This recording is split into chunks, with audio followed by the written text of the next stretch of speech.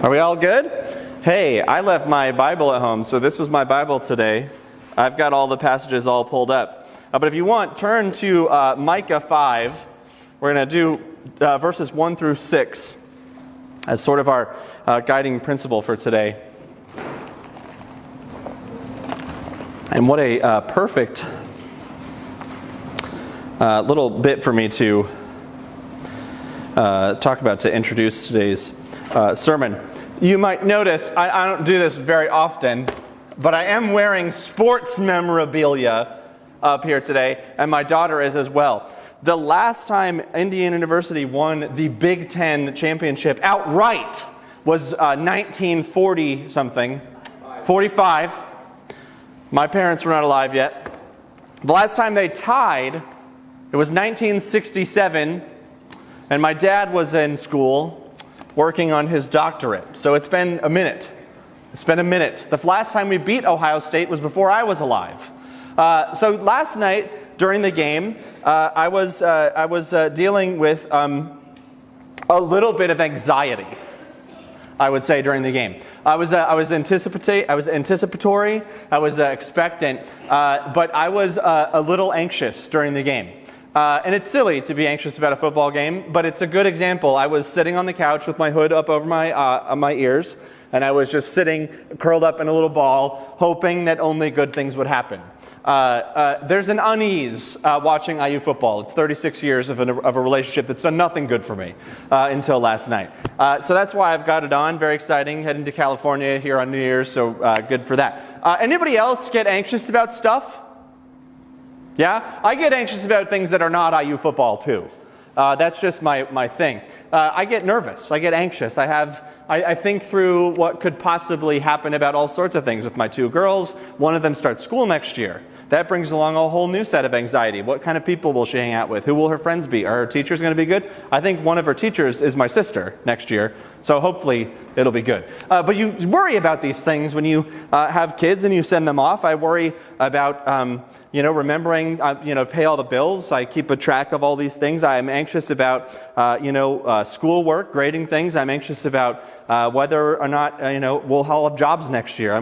There's things to constantly worry about. I'm anxious about things, and I hope you feel this uneasiness in the world. Also, I don't hope you feel it, but I know you do. I know you feel this uneasiness, this sense of what might happen next.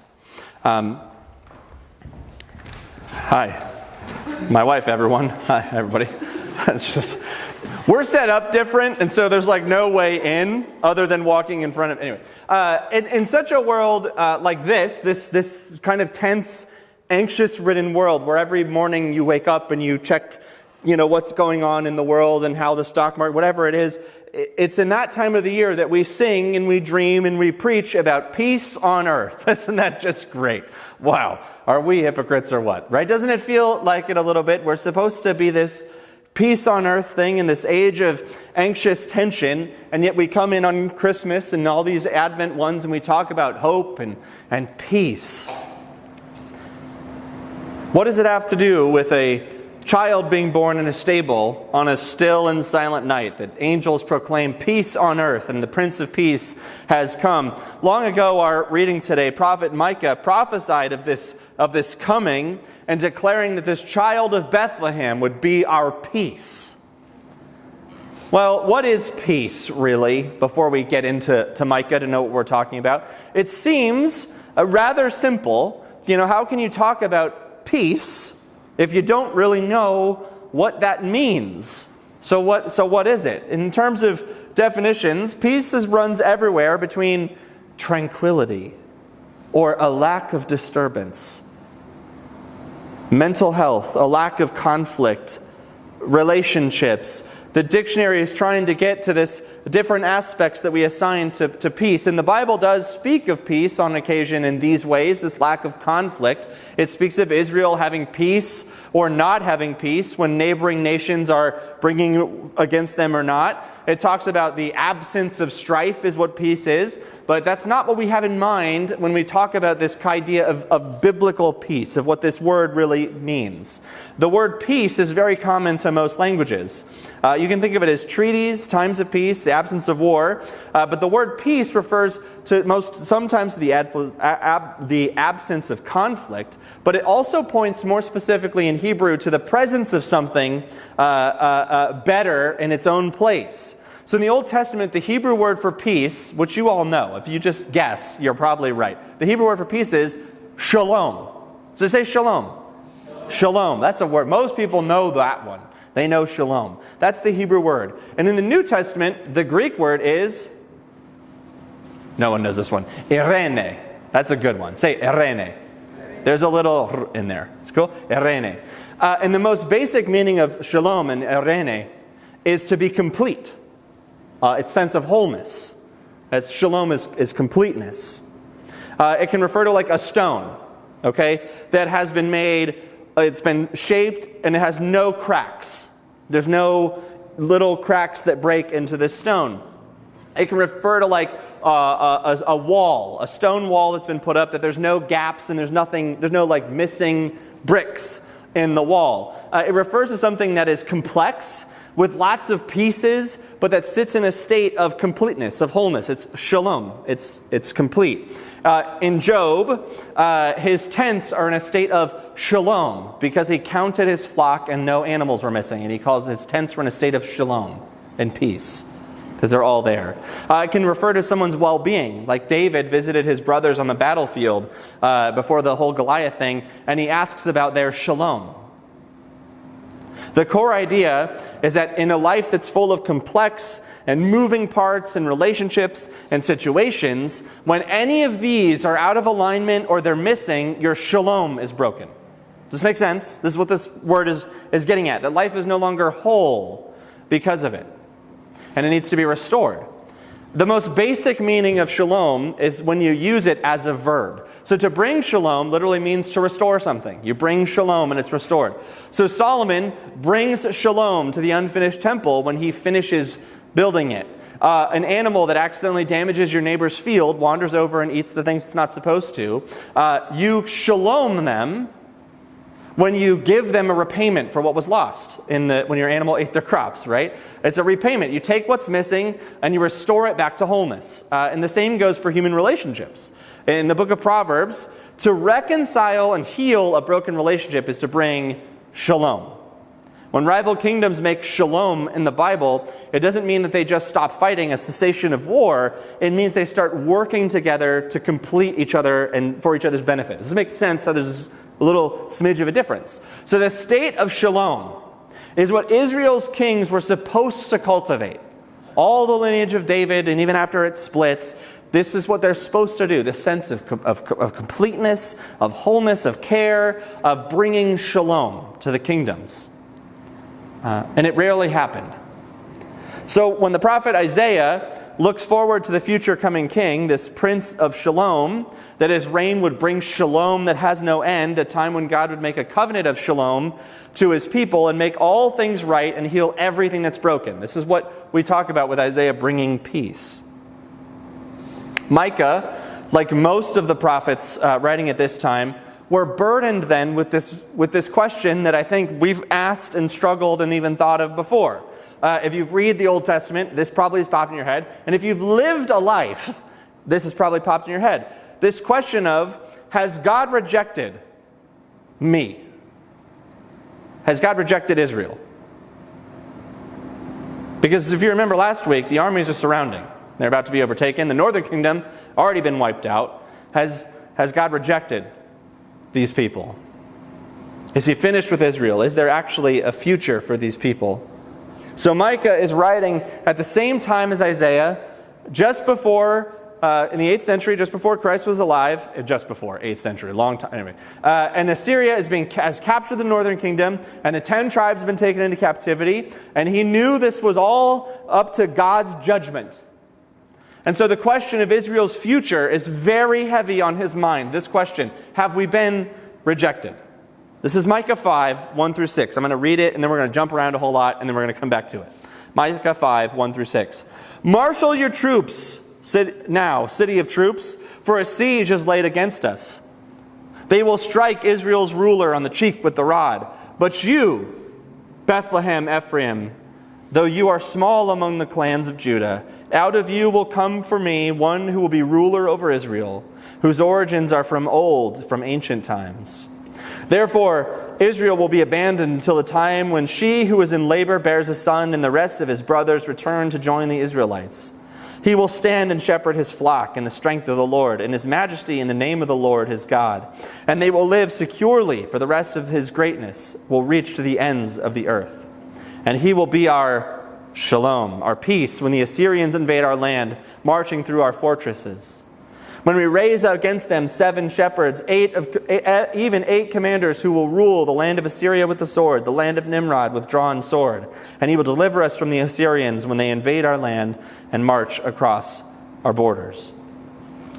This is the time he's dealing with. They're about to be overtaken. Is there something on the horizon that's going to be good? Typically, prophets are exceptionally vague about their timing. They're not really in the business of predicting the future. We think of prophets as like, there's a crystal ball and like smoke in it, and they're like, I'm seeing. Wrong way to think of it. Prophets are just delivering a word of God to people that need to hear it. They're trying to change the hearts of people. That's prophetic speech. They're usually pretty vague about their timing. And this one he says, when the rest of the brothers will return. That's pretty specific, isn't it? No. Not at all. Right? When will this happen? He doesn't tell us when. Sometime after this Messiah, this promised king in the lineage of David comes, and it's connected with this coming, but we don't know when. He just says this: the Messiah is going to come, and in his coming will mean an ingathering of Israel. A shalom, a reconnect. You catch the bringing all the brothers back together? So for a season for Micah, Israel, there's a hardness on Israel, and they're unresponsive. But the day is coming when that hardness is taken away, and Israel will be grafted into the tree of true and redeemed Israel. Shalom, right? That is into this Christ, this coming Messiah, the anointed one. So I want to just do this because I don't know if you know this, but there are people who read the Old Testament scriptures that don't believe Jesus is the fulfillment of those. You're in a Christian church. That means we believe that. That Jesus is this Messiah. So I want to just hear what we hear in the Gospels of how this connects back, so that you can see where we're going here. So you want to go to Matthew 2, 1 through 6. We're going to connect this Micah 5 passage to the story that Matthew and John give us in their Gospels. 2, 1 through 6. This is the Magi visiting the Messiah. I'm hearing pages turning. I'll wait. I would tell you it's on page whatever, but it's on a computer for me today. Wow. 828 in Olivia's. That's good. Here we go. After Jesus was born in Bethlehem in Judea, Micah, you little Bethlehem, we'll get there. During the time of King Herod, Magi from the east came to Jerusalem and said, "Where is the one who has been born King of the Jews? We saw his star when it rose, and we have come to worship him." And when Herod heard this, he was disturbed, and all Jerusalem with him. And he called together all of the chief priests and the teachers of the law, and he asked them where the Messiah was to be born. And they said, "In Bethlehem in Judea. For this is what the prophet was written. But you, Bethlehem, in the land of Judah, are by no means least among the rulers. For out of you will come a ruler who will shepherd my people." And if you look at your footnote, that is from Micah 5. So this is where Matthew connects this to us. The chief priests, the scribes, saw Micah 5 as this reference of this coming Messiah. So they tell King Herod he's going to be born in Bethlehem. And this is a rather popular understanding among the people as well. If you just want to, John 7, you don't have to go there. I'm just reading verse 42. Does not the scripture say that the Messiah will come from David's descendants and from Bethlehem, the town where David lived? So this is a little common understanding of our people and the leaders, that Micah 5 is predicting this coming of Messiah, and our gospel writers, John and Matthew, connect this Micah passage to the birth of Jesus. So this is how we connect Jesus to these prophecies. I just want to get you connected there. That this ruler would rule over would be the king of Israel, but much more than the king of Israel. Micah wrote estimation, right, in the early 8th century. Which places him in a time period that we know as the divided kingdom. There's one kingdom, they divide in half.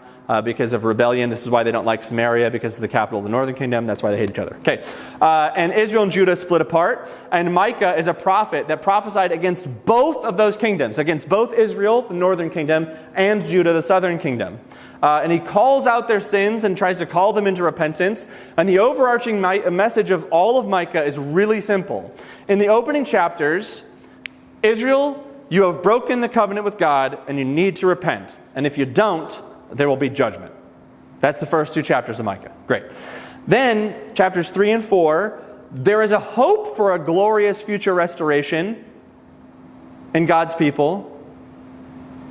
And then that's how we end up in chapters 4 through 7. What is this hope? How does this restoration actually look? So this passage today is part of this idea of this glorious future restoration of God's people done by God himself. So Micah 1 through 4, there's a scenario. They're surrounded by enemies. They've rejected the covenant of God. The judgment is coming, and yet there is hope. Back to Micah 5, 4. Just the second part, 4b. And they will live securely, for then his greatness will reach to the ends of the earth. This coming Messiah, this coming king, this promised person in the lineage of David is not just a tribal king, right? The greatness will live securely and reach to the ends of the earth. Not just the King of kings and the Lord of Israel, but the King of the kings, the Lords of lords, the greatness all the way to the very ends of the earth. Not just Israel. Do you hear that in there? So if you look forward about what Micah tells us about this coming Messiah, there's a contrast between this insignificance of Bethlehem and the great significance of the one who's born there in 2. But you, Bethlehem Ephraim, though you are small among the clans of Judah, out of you will come the one who will be ruler over Israel, whose origins are from old and ancient times. Bethlehem is a little speck, barely worth counting among what is left in the land of Judah. And yet God chooses to bring this magnificent Messiah out of this particular town. One answer to the why is that the Messiah is of the lineage of David, and David is a Bethlehemite. It's true, but that misses the point of it. That's the easy answer. That misses the point of verse 2. The point of verse 2 is that Bethlehem is really small. Everyone say Bethlehem? Small. There's a reason it's the oh little town of Bethlehem. It is, dare I say, barely a village. There's a thing that goes around that says if you live in a town with less than so many people, you don't come from a small town, you come from a village. You're a villager. It is smaller than South Whitley. Guys, have you been to South Whitley? They have 2 stoplights. There were 1? Oh, the other one's a stop sign. It's even smaller than I imagined. If I stretch my arms like this, I can almost touch the north and south side of South Whitley in one go. It is very small. But it's not great because David was born there. David is from Bethlehem. You'd think, there's a Dan Quayle Museum in Huntington. You'd think David, Bethlehemite, right? There'd be a whole museum, but it's not. It's not great because he was born there. God chooses this very small, quiet, out of the way, and does something there that changes the course of absolutely everything. Because God acts in a way that you can never boast of the merits of achievements of the person, but only the glorious mercies of God. You can't say, well, of course, there's favor on Bethlehem. Look at all the greatness that Bethlehem has achieved. What a great, beautiful town. Jesus would obviously be born in Bloomington, Indiana. What a great, booming town for him to come in. No, he's born out of South Whitley. The coolest thing that has ever come out of South Whitley is my wife. And she's pretty cool. But it's just Ashley. At the end of the day, right? There it is. But you can't boast. So you can't be like, well, of course it came out of blank. No, it's this tiny, insignificant little thing. All we can say is God is wonderfully free and not impressed with bigness and has nothing in order to attract attention from our accomplishments, but everything to magnify himself. Does this make sense? Bethlehem's nothing. You could never boast that, of course, Jesus came from Bethlehem because that's where great people come from. Even later, they're like, isn't he the guy from Bethlehem? Isn't he the loser from there? God chooses a stable with no innkeeper, so that no one could say, he chose my quality inn. He went to the Marriott. I was the owner of that establishment. He chose a manger so that no woodworker could possibly boast that he chose the craftsmanship of my cradle. Bethlehem, so no one could say the greatness of our city constrained the divine choice. He chooses you and me freely and unconditionally to stop our mouth of human boasting. The deepest meaning of the littleness and insignificance that is highlighted here from Micah is that God does not bestow blessings on the Messiah, the blessings of salvation, on the basis of human greatness or the merit of someone's achievement. He doesn't elect a city or people because of prominence or grandeur or distinction, but they are freely chosen to magnify His own glory and not that distinction. The second thing Micah shows us about Jesus is he makes clear that Jesus, the Christ, will secure for us the promises of God. That Christ is the yes of all of God's promises, so that if you trust in Him, you inherit those promises. Any Jewish person in those days, hearing Micah predict the coming of a ruler out of Bethlehem who would feed his flocks in the strength of the Lord, would think immediately of only two people in their historical context: David and the Messiah. That phrase is deeply connected to those two. And there are a few links with David in this text. David is from Bethlehem. That's why it's called the city of David. David was the ruler in Israel. He was the greatest ruler, a man after God's own heart. For the most part, he's still just a human. And David was a shepherd and was later called the shepherd of Israel. So Micah makes these connections with David. Micah is reasserting the certainty of God's promise to David, that I will raise up an offspring of yours who will come forth and establish His kingdom, and he shall build a house for the name of Yahweh and establish the throne of the kingdom forever. And your house and your kingdom will be made sure forever before me and established for all eternity. The amazing thing about what Micah says is he reasserts the certainty of that promise, not at a time when Israel is rising to power, but at a time when Israel is sinking towards destruction. The northern kingdom's already gone, and the southern kingdom is soon coming under the judgment of God. And finally, Micah shows us that Christ will protect the people and bring them shalom, back to wholeness, back to completeness. Micah 4-5. He will stand as a shepherd to his flock in the strength of the Lord and the majesty of the name of the Lord is God. Shepherd. Great. And he will live securely, for then his greatness will reach to the ends of the earth. And he will be our peace. And when the Assyrians invade our land and march towards our fortress, we will raise up against them 7 shepherds, 8 commanders who will rule the land of Assyria with sword. This is what's offered in this verse for Micah. First, he will stand. I'm a firm believer that every word is important. And so here we go. He's going to stand. He's not lying around waiting for us to serve him. If you think about Old Testament, I talked about this before, but we have a bad connotation with posture because it's different for us today. I'll do this right now. Right now, I'm standing, right? Great. And you are good. Great. And who's in charge in this room right now? I mean, don't get ethereal on me here. Just pretend for a second that I'm actually in. Who's in charge in here? Right. Let's say it one more time. Who's in charge? No, I'm just kidding. And who's listening? Who's being supplicative, right? Sitting and taking the thoughts of the person in charge. Who is sitting? You. Well, you might not be sitting on the camera, right? You could be listening on your iPod. But this is what we get. You're a teacher. Do your students stand and you sit in front of them? They're not supposed to, because you're in charge, right? Leaders stand and you sit. Town halls at your businesses. The CEO comes out and they're like, right? And everybody else sits. But it's the opposite in old culture. Emperor's New Groove. This is my image for it endlessly. It's not Cusco, it's Yzma. And she's sitting on the throne. And the peasant guy comes in and he's standing in front of her while she's sitting on the throne. And he's like, what is this that you need? Food, right? This supplication. And then he goes, who's in my chair? This is the opposite. You got to think of this. In olden day, the leader would be sitting. And the people doing the work to the leader is going to be standing. So first, he's going to stand. That's important. It's a different posture than what you think a king would do. The king should be laying around, waiting for you to serve him. But he's on his toes. He's up, he's alert, and he's working as a shepherd. Second, he will shepherd the flock. He doesn't leave us to find our own food.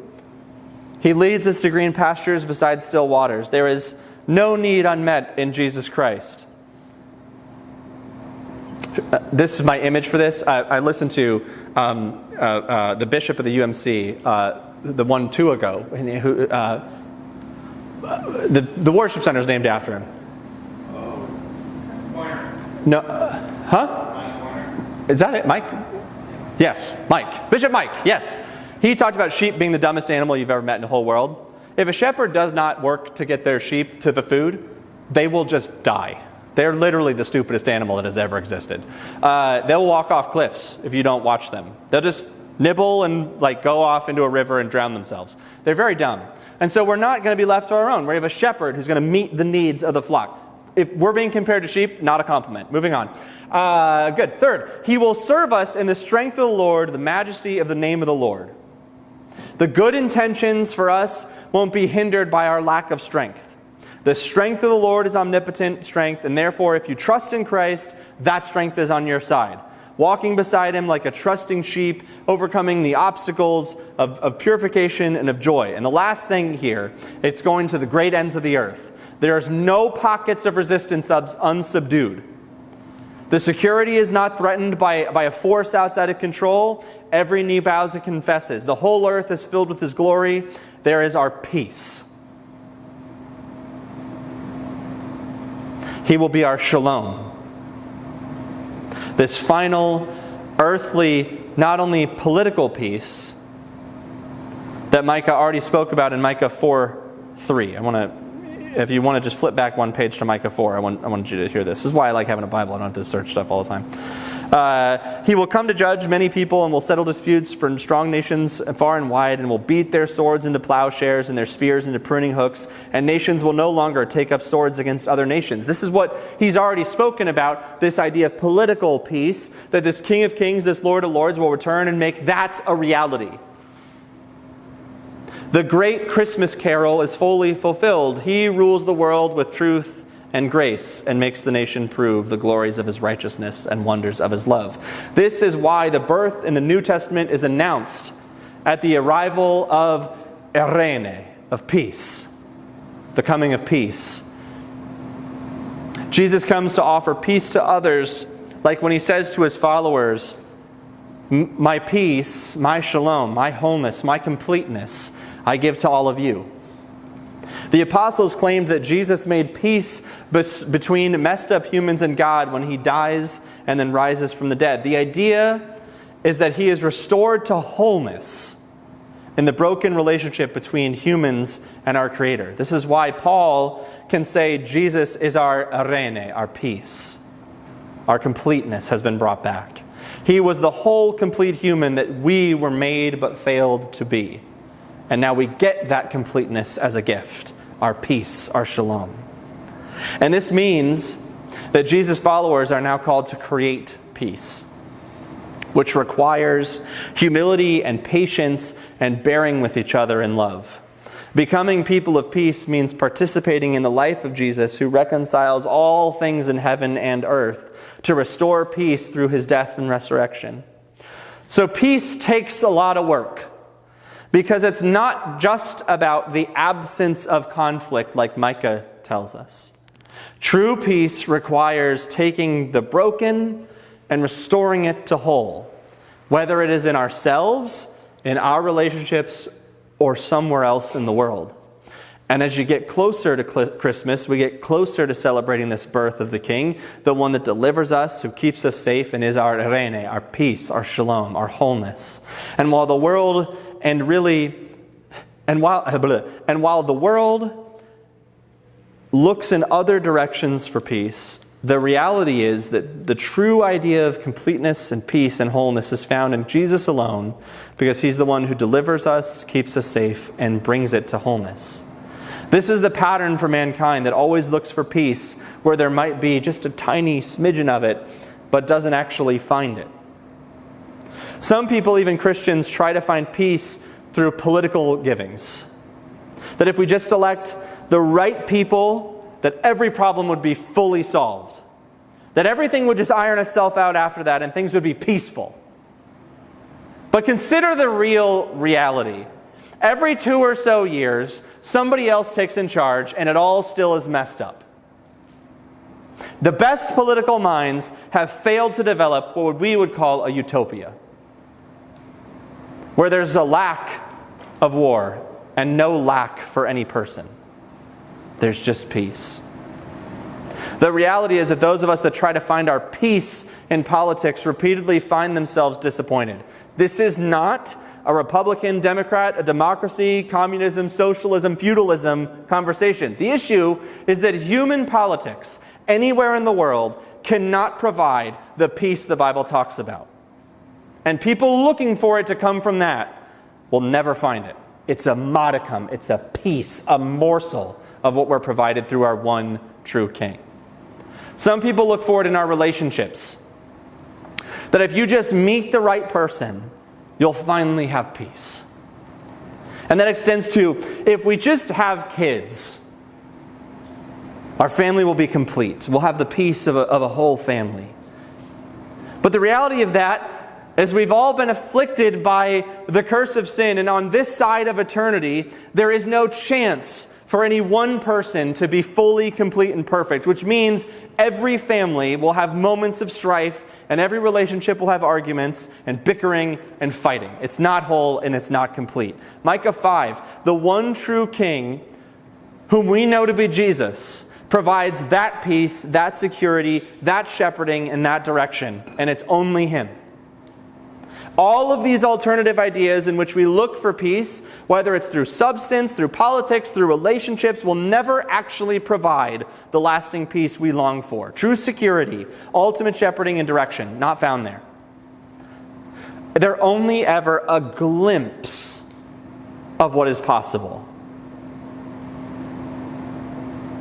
It's Jesus that gives us the real sense of wholeness, completeness, and biblical peace. And when you try to find that peace that only Jesus provides somewhere else, you'll only ever find yourself disappointed, hurt, and dejected. And if you're not careful, you continue to search for places other than Jesus, you risk two things. Thinking the brokenness you experience is coming from Jesus. I keep looking for Jesus' peace, and I'm not finding it. So like Micah, have we been neglected and left aside? Do you see the problem? You look for Jesus in other things, and you begin to associate those failures with the real truth. Or you risk committing idolatry. You elevate our desire to find peace in those things rather than in Jesus alone. Your faith is really actually in something else. As you move towards Christmas, and we keep going through these ideas, the hope and prayer for everybody, me included, hi, I'm Phil, I'm like you, is we experience the peace that only Jesus provides because He's the only one who can do it. And if you've really never experienced it before, maybe you should talk to me. And if you have experienced it before, but you've found yourself desiring or looking for it in other places, keep your eyes focused on the one coming from Bethlehem. Because He alone can give you peace. Because He alone is our peace, and He alone leads people to the protection and wholeness that He offers. Let's pray.